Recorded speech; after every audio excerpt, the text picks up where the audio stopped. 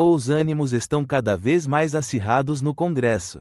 Na última sessão, o deputado Gustavo Gayer subiu à tribuna e não poupou críticas ao governo. Ele afirmou: o povo brasileiro está cansado de promessas vazias. A economia está afundando, a insegurança cresce e nada é feito. E você, concorda com essa fala? Acha que o governo ainda tem força para continuar? Comenta aqui e compartilha o vídeo.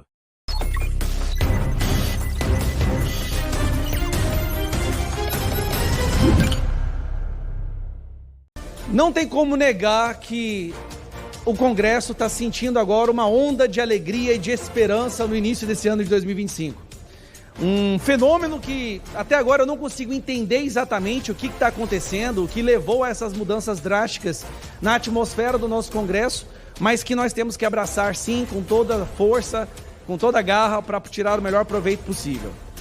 Mas eu não posso também deixar de me solidarizar com os colegas da bancada da esquerda, porque não deve estar sendo fácil esses primeiros 2 meses de 2025.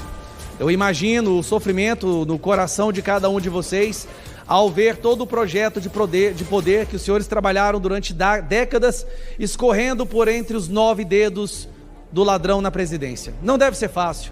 Então aqui eu me solidarizo e talvez em algum momento durante minha fala será importante até pedir 1 minuto de silêncio em respeito à morte e ao fim desse governo que está diante dos nossos olhos. Mas o que aconteceu, gente?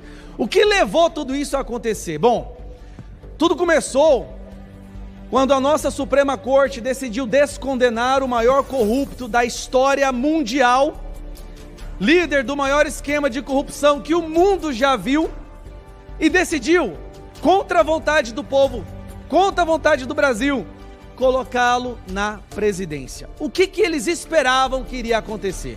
Eu fico imaginando, Ramagem, o desespero nas reuniões dos nossos ministros do STF, quando eles estão lá em volta daquela mesa de mogno de 200 mil reais, com vontade de chorar, quando eles perceberam que colocaram na presidência um cara que é pior que o Biden, que está destruindo o Brasil e que está jogando no lixo todo o plano deles de voltar o sistema aqui no nosso país. Mas vamos lá, alguns fatores que contribuíram para o que está acontecendo e podem ter certeza, eu acho muito difícil esse governo chegar ao final.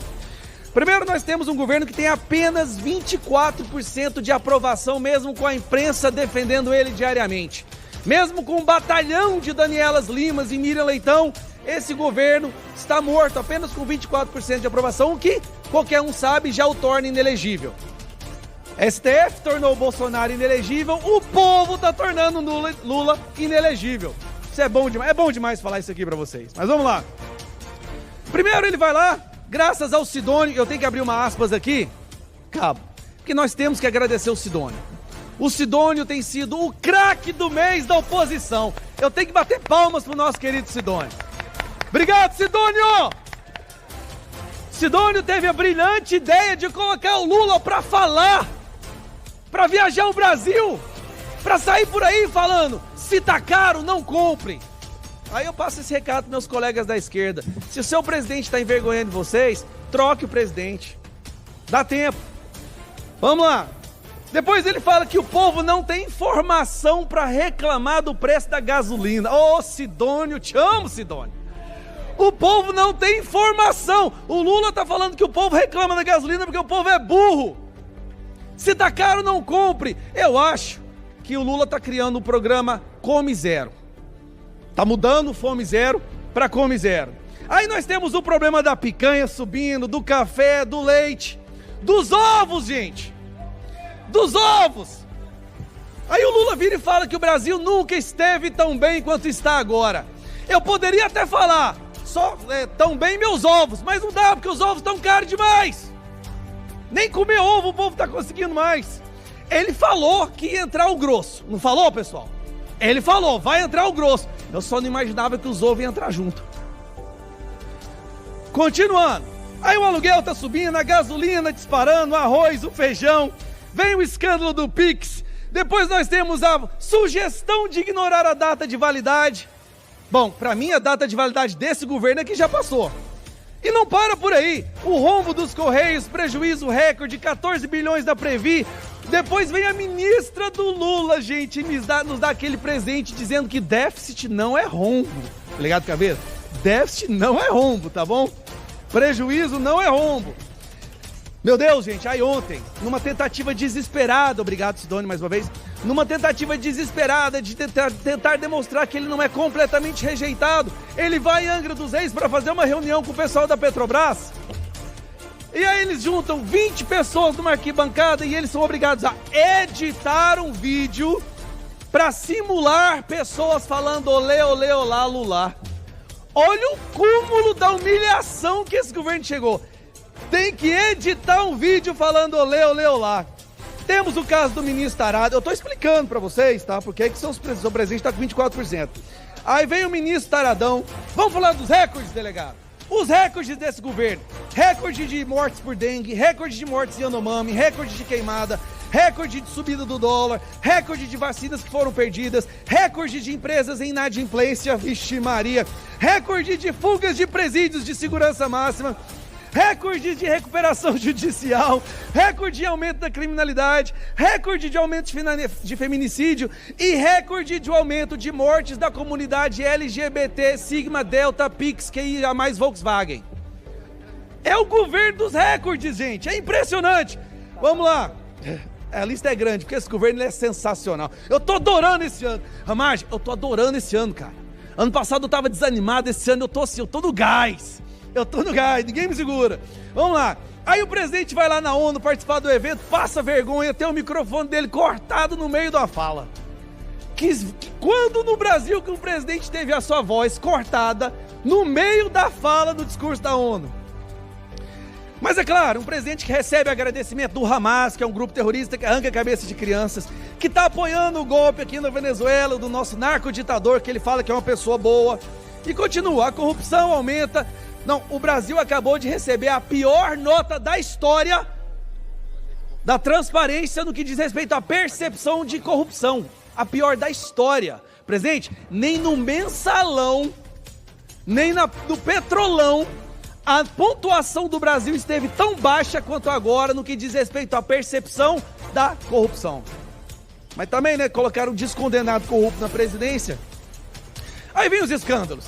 Escândalo do Arrosgate, escândalo da mega licitação, né, do Paulo Pimenta, dos amigos do PT, a Quentinha, o IBGE. Não, porque de acordo com o IBGE, o Brasil tá às mil maravilhas. E se você discordar do IBGE, você é fake news, antidemocrático, você tem que ser preso pelo STF, tá bom? Nós tivemos a rainha do tráfico visitando o ministro do governo Lula, nós tivemos ONG financiada pelo PCC, sentando com o ministro da Justiça para debater política pública.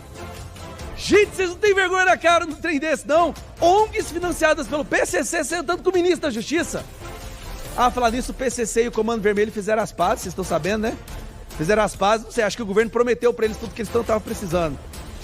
Os sigilos. Lula veio para acabar com os sigilos e qual que é o recorde que ele bate? Alan Garcês, qual é o recorde? Recorde de sigilos. Em 2 anos, Lula conseguiu impor mais sigilos do que 4 anos do Bolsonaro. A maioria dos sigilos é o gasto da Janja. Ninguém sabe quanto que a Janja está gastando. Fizeram um cálculo aí, deu R$4.000 por hora. Por hora. Mas vamos lá. Mas ele conseguiu coisas impressionantes para o nosso país, né? Graças ao uso das emendas, da intimidação. Ele conseguiu colocar o Brasil com o maior imposto do mundo. Bom, qual é a consequência, presidente, de tudo isso que eu acabei de falar? Porque isso vai gerar uma consequência. Não só a rejeição recorde, aprovação baixa, mas também um abandono. E aqui eu peço para a produção colocar uma música triste, porque o Lula está sendo abandonado.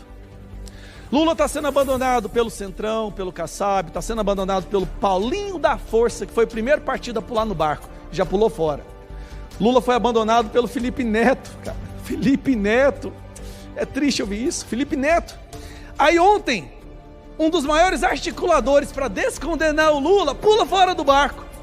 O Cacai, o advogado de bermuda, que anda no STF, pulou fora do barco, completamente abandonado. Gente, a gente está vivendo um momento tão louco, que a gente está vendo a Daniela Lima abandonando o governo.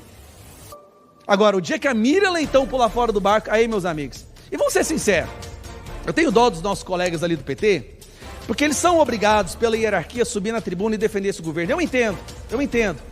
Mas os assessores de vocês conversam com os nossos assessores, eles falam o que está acontecendo. Eles sabem que vocês estão sofrendo, que vocês estão revoltados, que vocês gostariam de formar um grupo para andar sempre com o Lula, para impedir o Lula de falar besteira, que vocês acham que o Lula não tem mais capacidade cognitiva para tomar decisões, que ele já está no estágio Biden. É porque os assessores, tem um negócio que chama rádio corredor, que os assessores conversam uns com os outros. E eu tô com dó da nossa galera do PT. Mas a solução, qual é a solução para Lula para tudo isso? Para entrar na conclusão, presidente. Para tudo que eu falei, picanha, café, gasolina, MST voltando, criminalidade subindo, corrupção, qual é a solução do governo? Censurar a população brasileira. É simples. Já que eles não conseguem resolver o problema, vamos criminalizar quem denuncia o problema. A prioridade desse governo, povo brasileiro, você que fez o L, que eu sei que está arrependido, a prioridade do governo não é diminuir o preço da picanha, do café, do arroz, do feijão, do seu aluguel, da gasolina, do diesel, não. A prioridade do governo é perseguir e criminalizar as pessoas que reclamarem disso. Ele quer censurar o Brasil e vai descarregar toda a sua artilharia em forma de emenda, intimidação, cargos, ministérios, para fazer com que esse Congresso aprove isso. E para terminar, hoje nós tivemos uma pesquisa maravilhosa que saiu mostrando que o Bolsonaro ganharia do Lula no primeiro e no segundo turno. Não só isso, a Michele Bolsonaro ganharia do Lula. Eu acho que a situação está tão calamitosa, tão desastrosa no Brasil, que qualquer um aqui da direita que correr contra o Lula ganha. O Lula perde para ele mesmo. Mas a verdade é que o Brasil está sentindo falta do Bolsonaro. E esse é o perigo. Quando essa ditadura do judiciário percebe que a população quer de volta o Bolsonaro, só resta uma coisa para esse pessoal: é prender o maior líder da direita da América Latina. E essa semana o Brasil vai passar por uma das suas maiores vergonhas. Nós estamos aí prestes a ver a denúncia iFood. Aquela denúncia que é pedida sobre encomenda, é escolhido os ingredientes, o período de entrega, se paga mais para que seja acelerado e você consegue acompanhar o trajeto dela até a porta do STF. Uma denúncia que com certeza vai jogar o Brasil no mesmo patamar de ditaduras como Venezuela, Cuba, Coreia do Norte, mas que com certeza a população não vai aceitar. O povo brasileiro já está dizendo chega, dia 16 de março está chegando. A esquerda, a imprensa vai se assustar com o povo indo para as ruas para pedir mais uma vez a anistia, que vai passar, o Bolsonaro de volta à presidência e de uma vez por todas o fim do lulopetismo no nosso país, que é o maior câncer que assolou gerações dessa nação. Tudo isso, meus amigos, nos primeiros 2 meses de 2025. Então quando eu falo que esse ano as coisas mudaram, eu só consigo achar uma explicação: interferência divina. O que mudou nesses últimos 2 meses, o declínio desse governo, o desespero dos nossos colegas ali do PT e da esquerda, só tem uma explicação: a interferência divina no nosso país. Por isso eu estou esperançoso, eu acredito que esse ano a gente resgata essa nação. E talvez, como diz, né, Deus escreve certo por linhas tortas. Talvez a linha torta dessa vez foi deixar o Brasil experimentar mais um pouco o que é um governo de esquerda, para que a lição seja aprendida de uma vez por todas e nunca mais se cogite a hipótese de colocar qualquer pessoa que defenda essa ideologia no poder novamente.